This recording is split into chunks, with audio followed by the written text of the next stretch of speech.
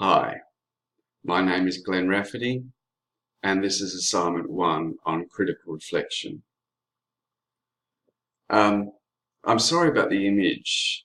This camera is very old, so it's very foggy, like myself.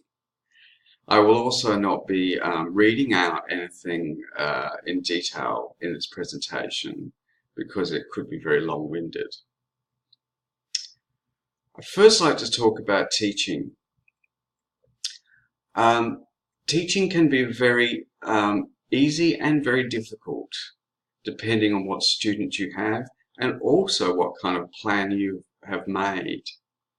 The most important thing is to make a good plan of not just a class, not just a week, but a whole term, maybe a whole year.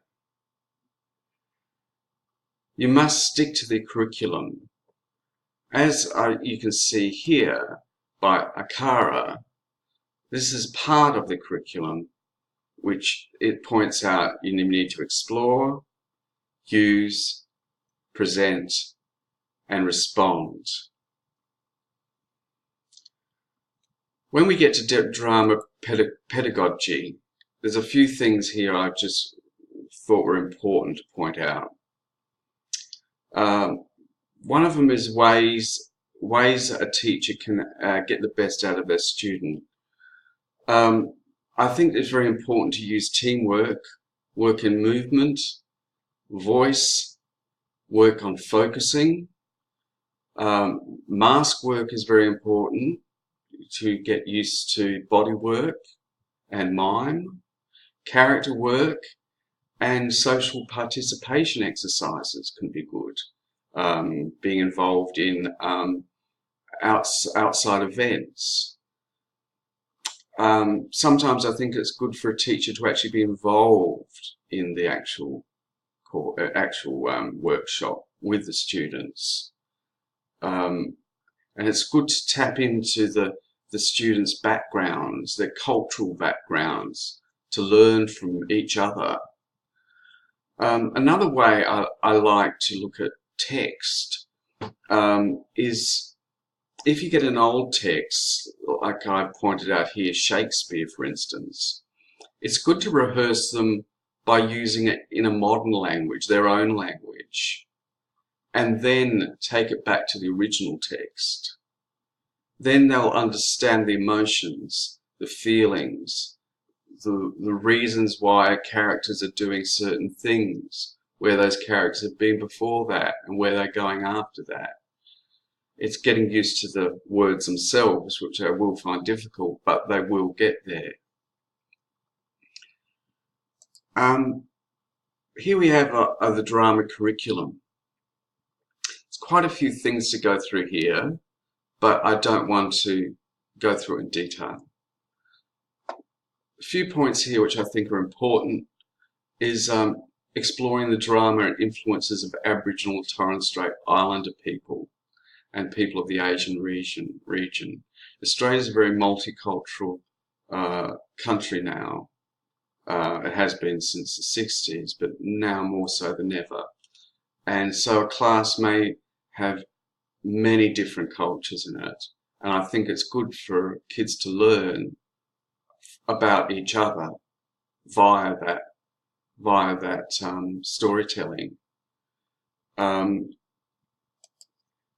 There's ways you can evaluate actors' successes in expressing their intentions, maintaining safety in the drama, and have good interaction with other actors.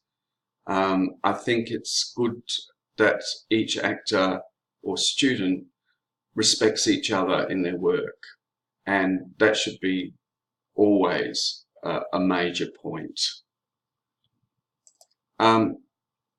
When planning a class or a year or a term, you need to plan a course that can be conducted, and what I like to look at is Judith Dinham's 6-point STAR template that I find it's a successful way to cover all areas for devising an arts class or term. This is used as a brainstorming exercise. Some areas of the points may focus on that area that you want your class to focus on for this week, while others might not fall into that category. So you may use 3 of those points, you may use all of those points. Other successful ways of taking a plan is also to look at other approaches like Wallace's approach, which is about, which is shown here. It's in preparation, incubation, illumination, and verification. Another good process is J.P. Guilford's creative process. He uses categories as fluency, flexibility, originality, and elaboration. Now, I don't think you should just say one of those things only, one of those processes only, if it's Guilford's or Wallace or Dinham. You can combine them, and that could be very, very strong. Now, a little bit about myself. I've had a pretty extensive career in the arts. I've been professional since 1983 as a performer, director, and writer and stage manager.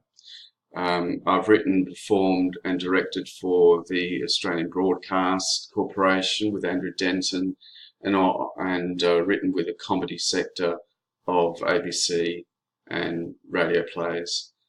I've done Sydney, Melbourne, Brisbane comedy festivals and arts festivals.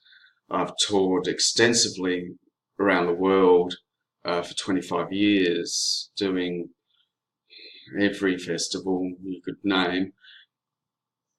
I've taught drama at the Sydney Opera House for the Sydney State Theatre Company, as well as being invited to the Queensland State Theatre Company. I lived in New York, where I workshopped in the Meisner technique, and a while in Europe, workshopping with Peter Brook's company. I've also trained quite largely in improvisation and comedy. One of the things that I bring to a class is a cultural pluralistic environment. I think that's very important. I also think it's important to break through peer groups, which are always going to be in a school and a youth theatre. I like to split those peer groups up. I like to give voice to the youth in regards to world events or even social issues, to create an area that studies the effects of the media, may that be television or other media outlets.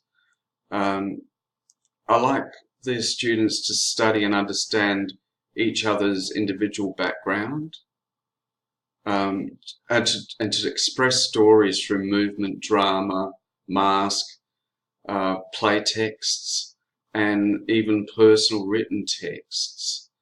I like to experiment with ideas, brainstorm scenes, extend the imagination to create an ensemble, not just a school class or a workshop class on Saturday mornings at a youth theatre.